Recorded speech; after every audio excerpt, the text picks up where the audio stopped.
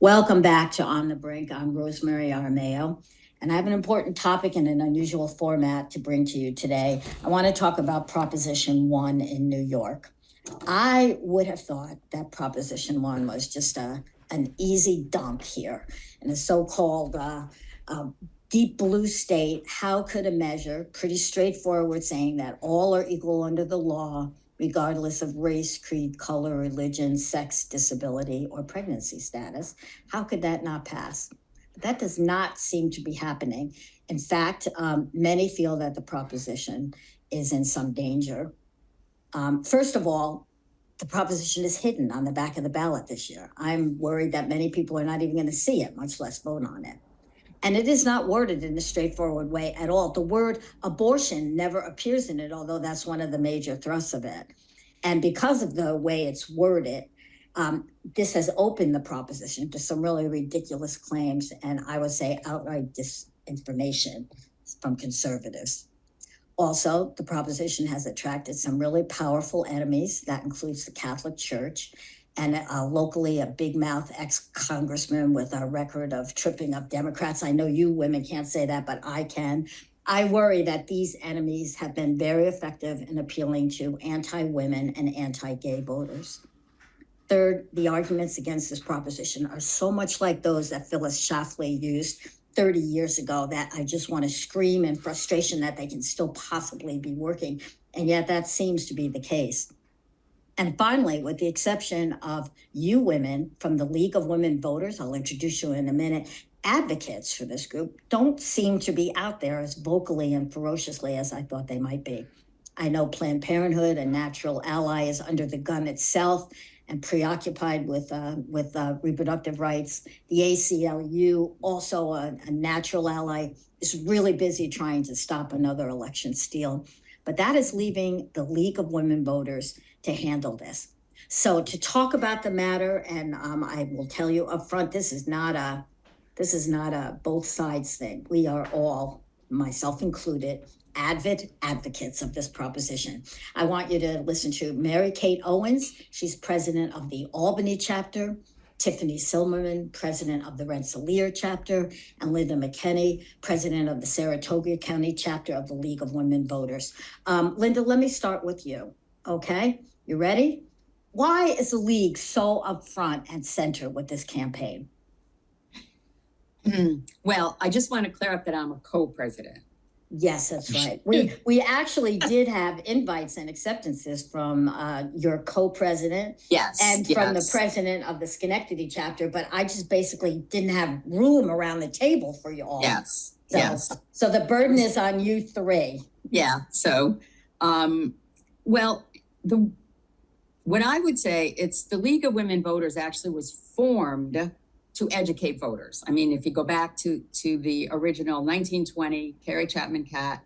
And so part of our boots on the ground activities regarding Prop 1, the New York Equal Rights Amendment, is to educate voters and to make sure that they go to the polls informed and to make sure that they know that it is on the back of the ballot and to flip their ballot.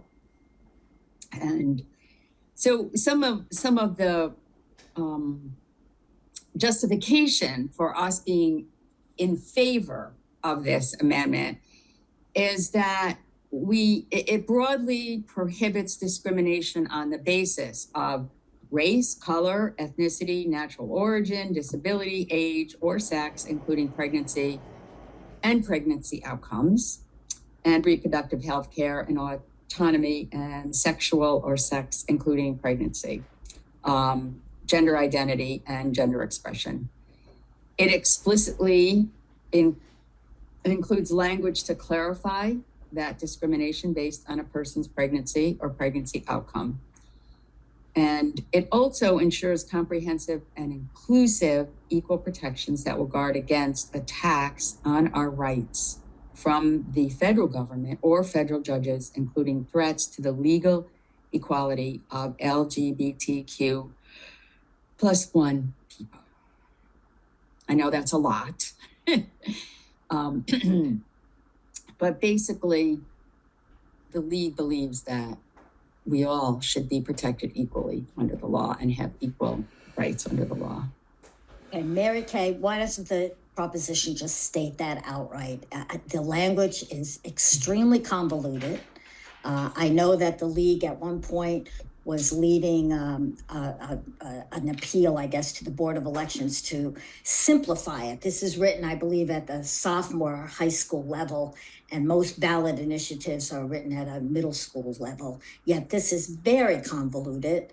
And I believe it's one of the reasons it's been so easy to attack. It doesn't just say outright, we believe everyone's protected under the law. You should have the right to an abortion. Pregnancy should not make a difference. It doesn't say that. So Mary Kay, what's the deal with the language here? Well, basically, the Board of Elections tried to obtain consensus and get everybody on board to outline the proposal on the ballot in clear 8th grade comprehension reading level language, which is their obligation. But they punted because they could not get consensus. People have been hysterical about their opposition to this proposition and come up with all kinds of unlikely scenarios. So the Board of Elections punted and said, we'll go with the legislative language. The legislative language is legalese, and again, avoided the word abortion because some of the legislators, of course, feel that they don't want to offend the Catholic Church by allowing that word to be used. Oh my goodness. The abortion issue is a major issue, and the Catholic Church opposition is understandable because they have a religious obligation, but they don't dictate policy in New York State for everyone. So in other words, they're more willing to offend women who support this overwhelmingly New York than the Catholic Church, which Yes. That's lovely. So I'll toss this one out. I want to go over some of the specific fake claims that I have seen about this preposition out of the mouth and pen of ex-Congressman John Faso and on lawn signs everywhere. So can we take them one by one? Tiffany, how about let's start with you. This proposition is not needed at all, and it's based on a lie that abortion rights in New York are under some kind of danger. What do you say to that? That is simply not true. My screen just froze for a second. We actually just had a panel discussion and the other evening, and we had a representative from the ACLU. We had a representative from the Urban League. We really just want to inform voters of the misinformation that is being spread out there on different social media platforms. And we want people to know that this is simply, not true. It's fear mongering at its best.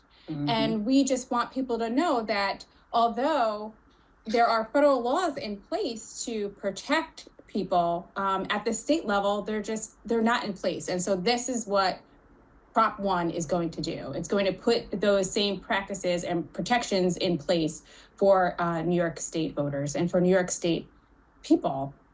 So abortion, which is allowed in New York, is in some sort of danger? That's a right that could be taken away from women? Absolutely. Absolutely. How could that happen? Just the same as it's happened in other states. And Lee Zeldin might have done my fear, I'm trying to be careful, you can cut that out. My fear is that, especially I have the trifecta, right? I'm a woman of color, and I'm concerned about the time being rolled back. They're slowly doing it, and we need to pay attention to what's happening around us. They are allowing it to happen. And our fear is that it's slowly happening right now, and we're not paying attention, and we need to pay attention, and we need to put these practices in place. We need to vote yes to Prop 1. Mm-hmm. Okay, I want to make clear, maybe someone else can jump in here. I've always said that we are kind of lackadaisical in New York because we think that it's protected. But Lee Zeldin almost won in that last election, and he was going to put in a health commissioner who is pro-life. I hate that term because I don't think they're pro-life, but he was going to put in someone who is anti-abortion. We would have lost the right from that. And I don't think people are aware of it, but that is a charge that was in an editorial opinion column in the Times Union not long ago, that this whole proposition is based on a lie that somehow abortion is in danger in New York. It's not protected. That needs to be made clear. Linda, back to you. So if I vote for this, I'm going to have boys pretending to be transgendered on my girls' swim team, on my daughter's swim team, and they're going to be using the girls' bathrooms. It's just disgusting. How can you vote for this? I'm sorry to laugh. Transgender students are already protected. They can already participate in sports in New York because of the New York human rights law. So that's not going to change. It's not going to add something. It's just going to continue to protect the rights of transgender people in all aspects of New York State, including sports. The New York State Public High School Athletic Association transgender guidelines, they recognize the value of participation in interscholastic sports for all students, and they're committed to providing all students with the opportunity to participate in a manner consistent with their gender identity. So that's already happening. So it's not something new. The amendment will just keep those protections intact. So it's like an extra layer of protection, not anything new, is what you're saying. Exactly. This is like sort of our mantra that we've been saying all along, is this amendment is not going to change laws. It's just going to enshrine the laws that are already on the books. Oh, that's a good way to put it. It won't change laws, it will enshrine the law. So, okay, then what's the attack strategy here that is it, Tiffani, what you're saying? This is fear mongering. This is this whole transgender hate that we're seeing in the national as well as the state campaign. This opposition seems based on the back of transgendered young people. Absolutely, absolutely. I can't tell you, I'm just going to interject really quick just to give you a side note. I can't tell you the amount of friends that I lost on social media after our discussion, after our panel discussion, because people were in my messenger and my inbox telling me I was wrong, I was uneducated. And that, how do I feel about my child being molested? It's just, and those people, and I shouldn't say those people, so you can cut that out. I'm coming across as like this angry woman.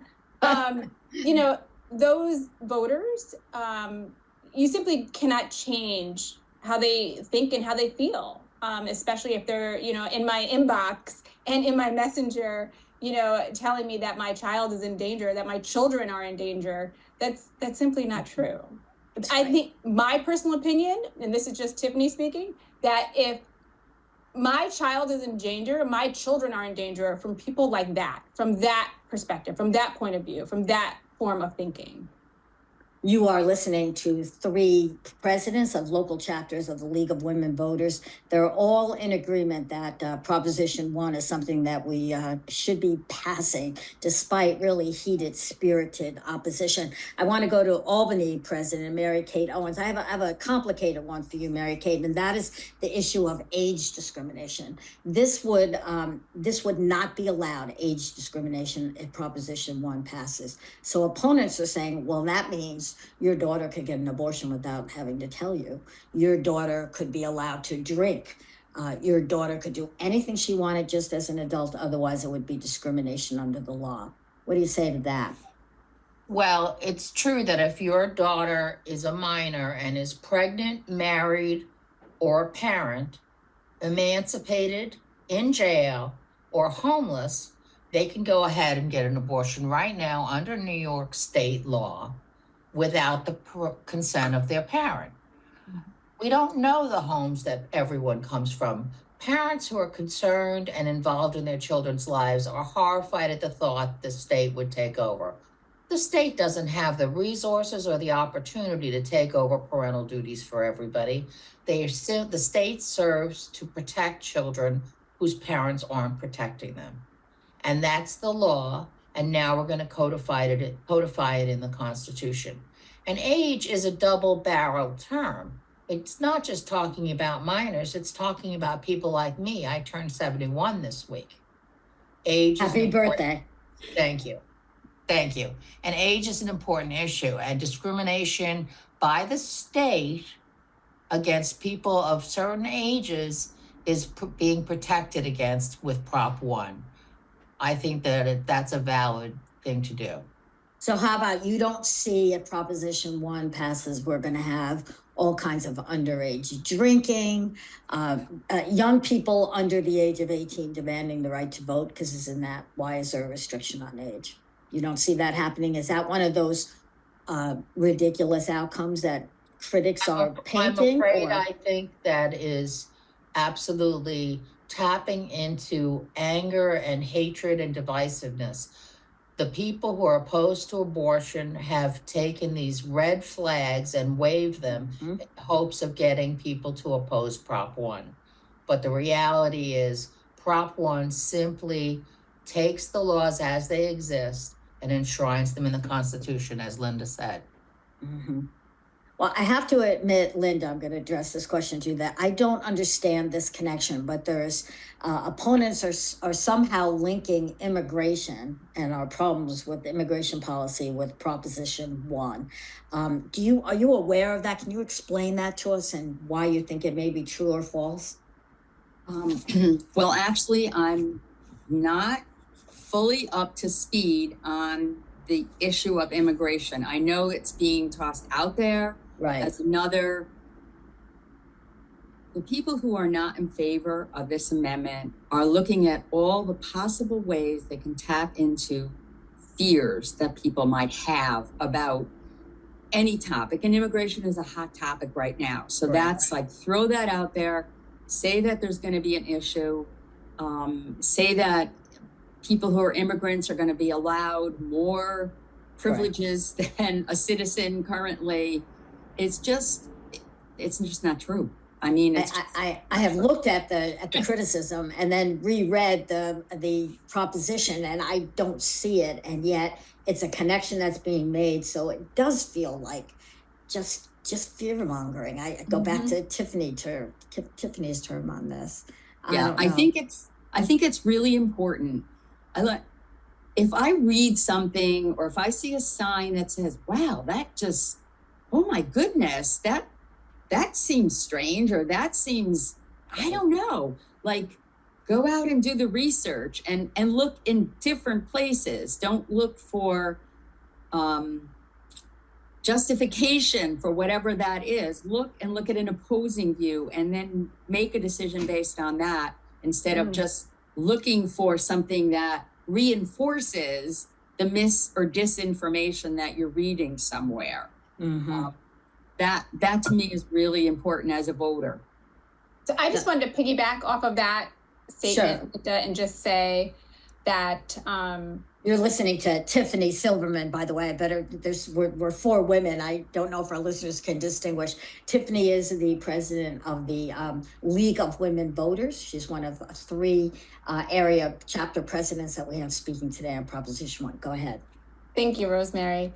I just wanted to piggyback off of what Linda just said, Linda's earlier statement. And as a voter, I would be more concerned with the candidates honing in on the fear.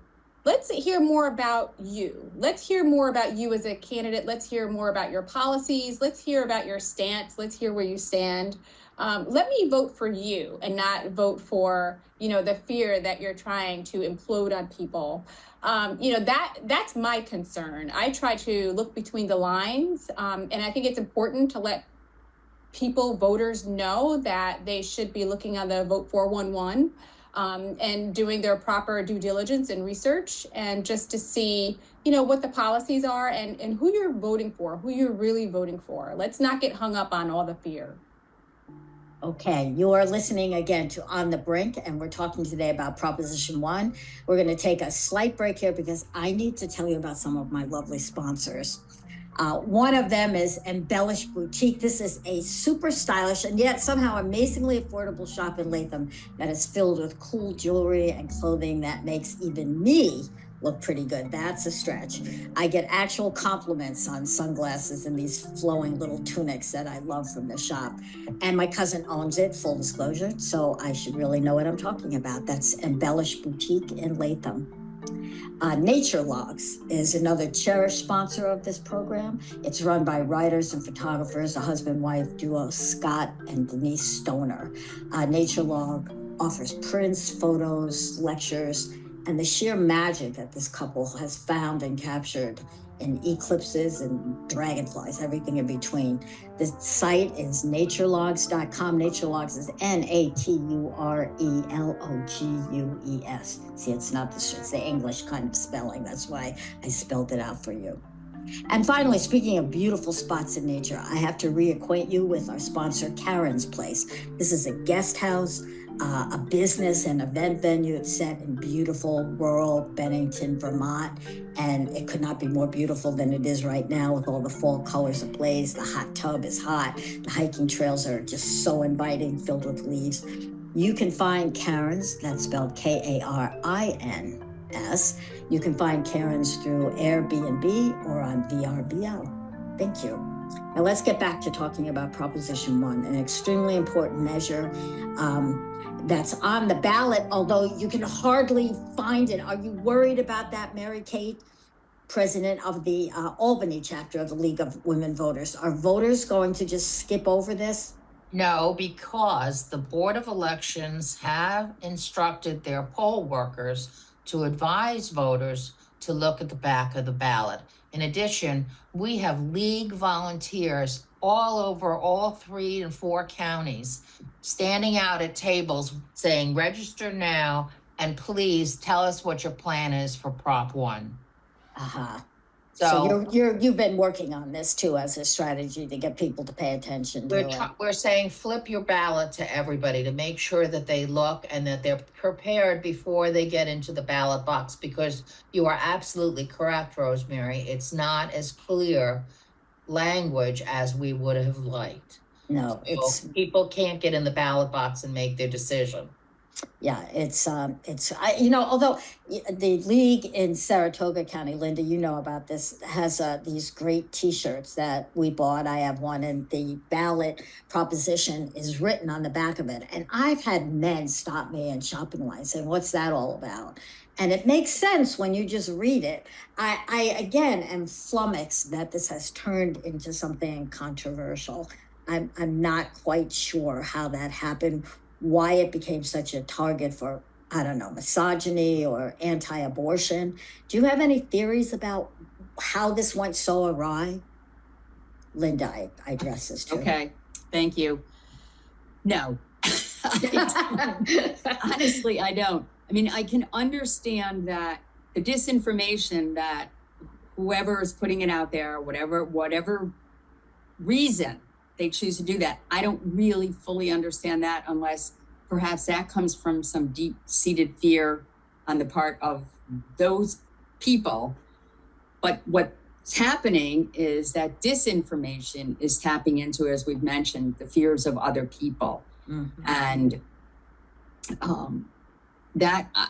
it's hard for me to understand. When I first learned about the Equal Rights Amendment, it was a no-brainer for me. I didn't even consider it. And then I realized that, okay, well, because different marginalized groups are included, this is a very wide net, much wider than the federal Equal Rights Amendment, that could mean that certain people are going to come out and be against it because of their own belief system. And what that's founded on, I don't know. Fear or misinformation themselves, their own cultures, whatever, their upbringing, whatever it is, that part I don't know. Well, one of the charges also is that this proposition is an affront to religious freedom. That and of course the Catholic Church, being one of the enemies, has not helped that perception. Yeah, the thing is, abortion's already right. It's already allowed in New York. We already have abortion So we're not adding more abortion, freedom of abortion. We're not adding to it. We are, as we said earlier, just enshrining what's already protected. And personally, I have a hard time with any religious group getting involved in politics because I think church and state should be separate. Mm-hmm. Well, along with that is the church has managed, I think, a very clever strategy saying New York has enough abortion, more than we want. You put this in and you're going to have more late-term abortion because pregnancy status is now protected. I don't see evidence of this being a huge problem in New York or really anywhere in the country, but that is the argument. And it's another thing that you all are trying to combat. Yeah, I think Mary Kate has something to say about that. I could tell by her face. Oh, please go ahead, Mary Kate.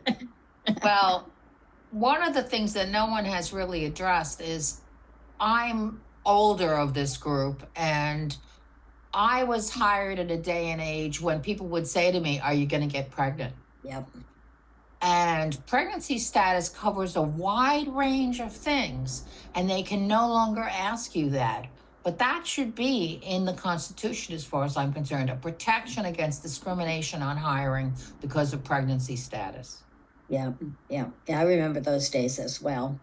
Yeah, that's a good point, Mary Kate, and I'm older than you, just so you know. But I actually had someone tell me that they were not going to hire me, and this was in New York State government, that they were not going to promote me because I was recently married and I would probably get pregnant and quit. Oof. You can't do that anymore. Well, they can't do it right now, but who knows next month when we get a new government somewhere. Yeah. That's the frightening piece. Yeah, and underlying all of this discussion is our evident fear that not only will proposition go down, but that Donald Trump will be president. We're going to see a change across the board in protection of human rights, women's rights. So we'll get to that in a minute. But now I'm going to address the obvious youngest person in this group, Tiffani. to talk about not only this is not me speaking, this is your opponents. They're saying not only is this whole thing based on a lie that abortion rights are somehow in trouble in New York, but it's all a ruse because deep blue New York just wants to get the Equal Rights Amendment on the national level passed, and this is just one step towards that.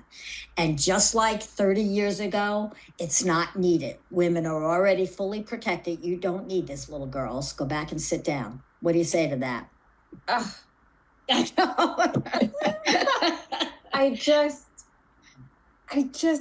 It angers me, and I'm trying not to come across or present as an angry woman. And so, why is that so threatening to men? Maybe that's what we should be talking about. Strong, angry, opinionated women are scary.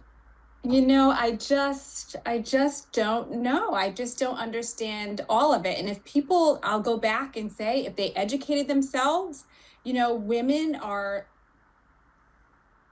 are not paid as well as men. Shocker. You know, and also Black women are not paid as much as, you know, white women. And then, you know, Hispanic women are not paid as much as the other three groups. Mm-hmm. So, I mean, you know, we just need to educate ourselves, and we just need to, and I'm sorry, I'm going off on a tangent now, so we have to pause. What was the question again? Oh my God. I was asking you whether this I get so angry, Rosemary. Yes, let that out. That's important. All right. The original question was, is this all just a ruse to try to get a national ERA passed? Absolutely not. We just want to make sure that, you know, federally we are protected. There are certain protections that are in place. At a state level, it's so important that we stress that. We just need to make sure at a state level, at a New York state level, that we have the same protections. Mm-hmm. People just don't seem to understand that. And it is our job as league representatives, as the president, we just need to make sure that people know that they are properly informed, and that in any way that we can educate them, that that's what we are here for. Please use us as a toolkit to making, your decisions. We can't make that decision for you one way or another, good, bad, or indifferent, but we can inform you, and that's what we're here for. So please reach out. What happens if you fail? What happens if this measure goes down to defeat? What are the implications of that? Can I have each of you answer that? Start with Mary Kate. My concern is that it will embolden lies, because that's what will defeat Prop 1. I'm sorry, but suggesting that migrants will get health care through Prop 1 is a lie.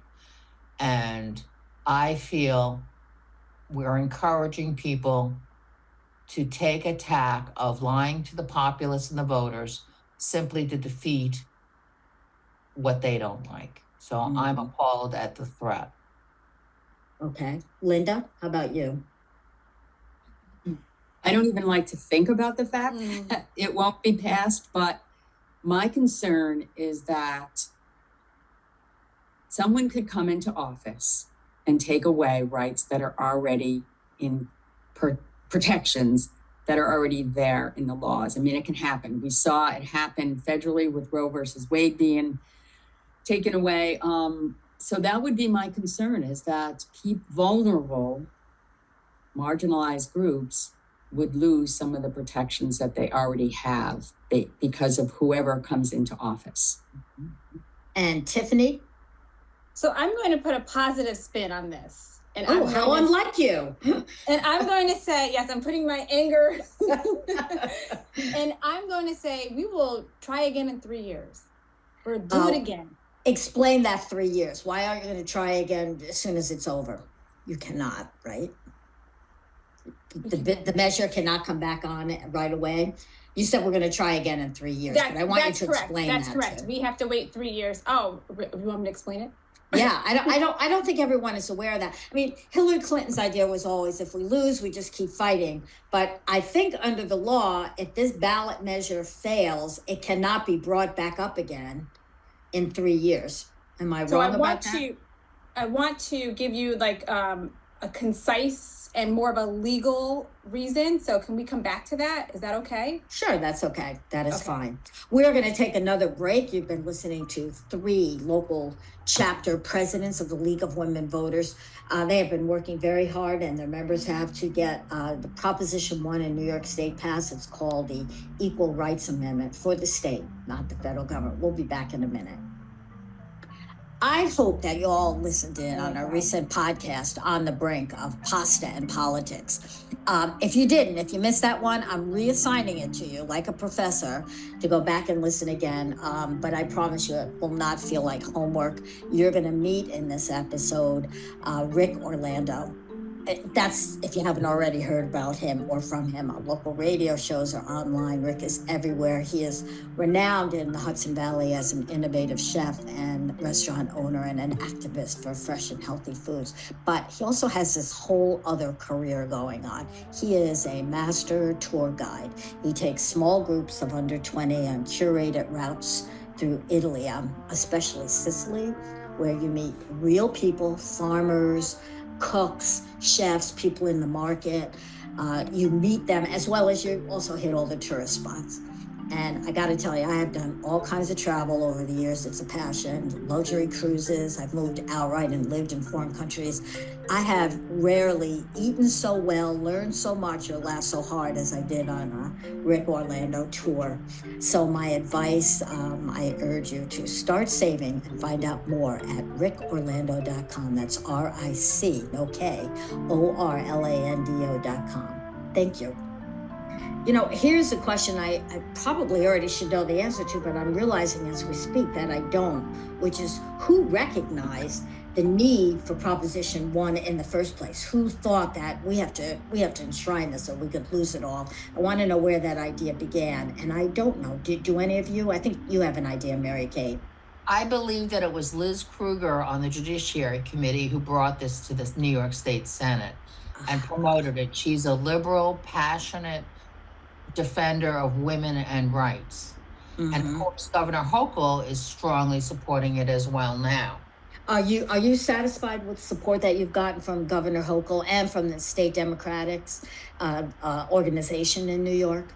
I think we've all been taken aback by the opposition, so we may not have been as strong as we should have been, but right now we're out in full force. Everybody, including, of course, the League does not solicit the Democrats or the Republicans, but I believe that everyone who's for Proposition 1 is out there. They're out there now fighting for it. Right. Okay. I would like each of you to sort of sum up what we've been talking about and tell us why you will vote for Proposition 1, starting with you, Mary Kate. Why are you going to vote for this? I'm going to vote for Proposition 1 because I believe that Roe v. Wade was overturned due to opposition to women's rights. And in New York State, we have a strong history of women's rights. Seneca Falls was where the women's rights position was initiated, and we deserve to protect women. Okay, Linda, how about you? Why are you going to vote for Proposition 1? Yes.